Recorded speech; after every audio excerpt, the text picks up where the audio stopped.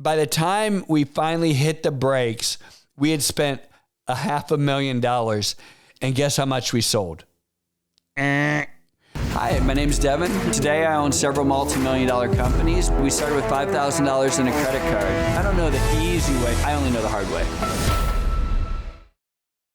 Hey everyone, welcome to the Whiteboard Entrepreneur Podcast, where I give straightforward advice to fuel the entrepreneur in all of us. I'm Devin Dickinson, and today I want to talk to you about avoiding business money pits.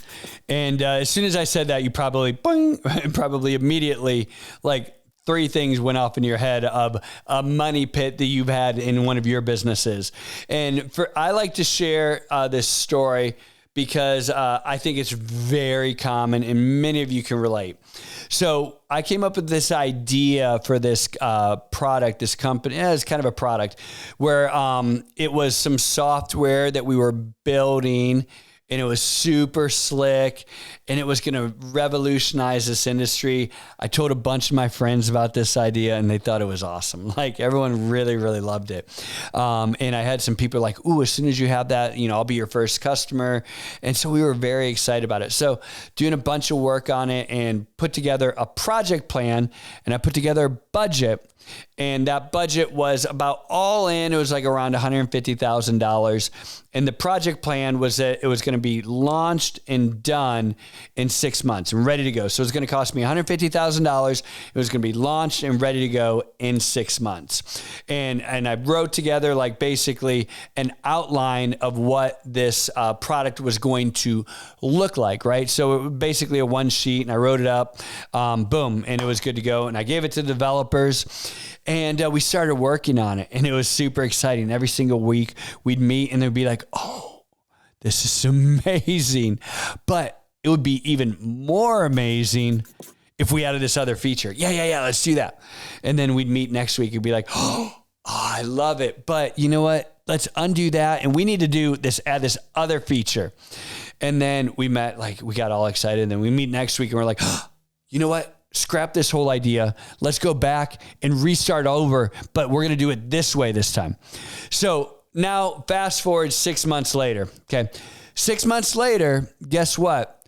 We had not spent $150,000. We ended up spending like $300,000, and we didn't have a finished product. But listen, it didn't bother me none. I was so excited because, man, it was super exciting. And then we're like, you know what? We just need to add a few more features. And so every single week we would iterate on this, iterate on it. Got up. I literally spent, between everything that we worked on, project management and paying consultants and doing other things and having programmers, by the time we finally hit the brakes, we had spent $500,000. And guess how much we sold? Business money pit. It was a money pit.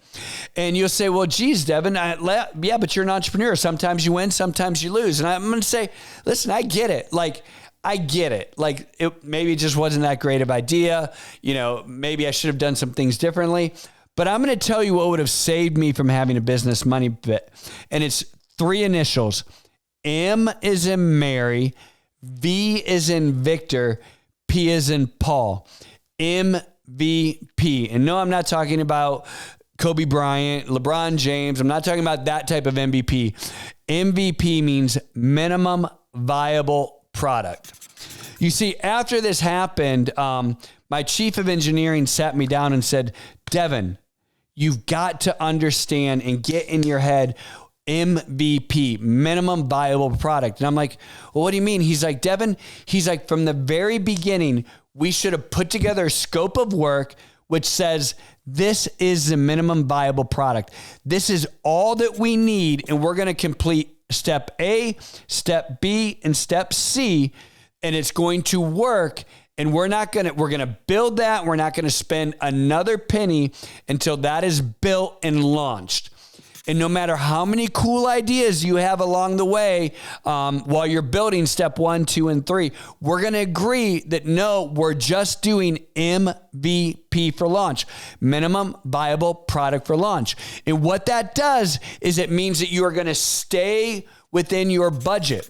You're going to stay within your $150,000. You're going to stay within your time frame.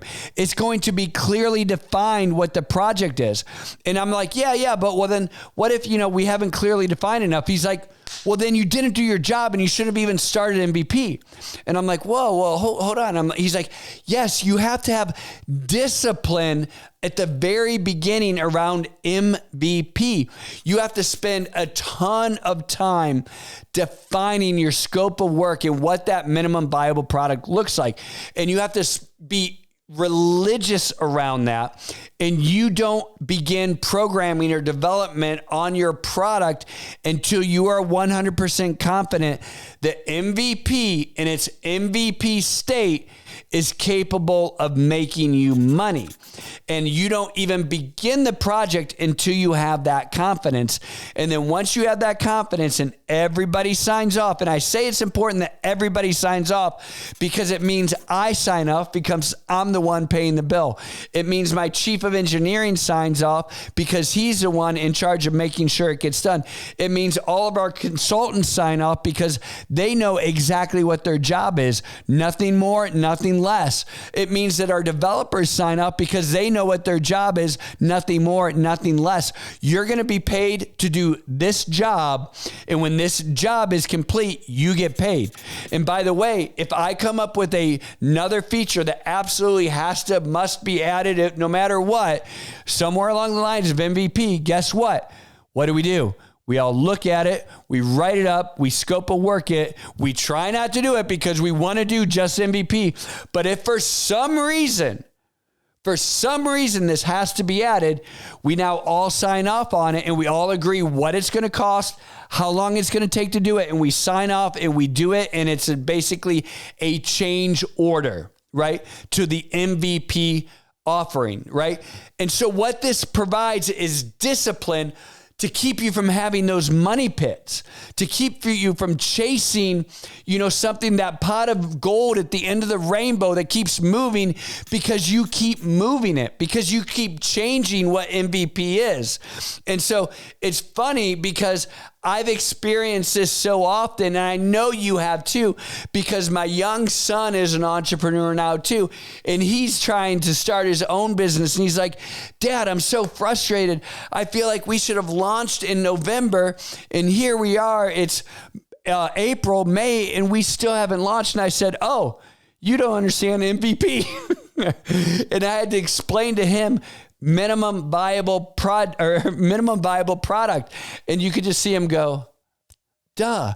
And I'm like, well, listen, son, it cost me a heck of a lot more to learn that than it did you. So don't worry about it. But listen, we as entrepreneurs, we all experience this, right? Sometimes you've been, on the consultant side where you're like, oh my gosh, I started this project and these people don't know what they want. And now they're mad at me, right? Because MVP was never defined. Your scope of work was never defined. Everyone didn't sign off. And so everyone's just working towards, this project end, but it's like running a race and everybody keeps moving the finish line, right? And you're sprinting and you're like, when's the finish line going to get here? I'm throwing money at it. I'm throwing energy at it. I'm throwing time at it. And I'm never achieving, any customers. I'm never getting to that finish line. MVP, get it, learn it, live it. MVP, it will help you.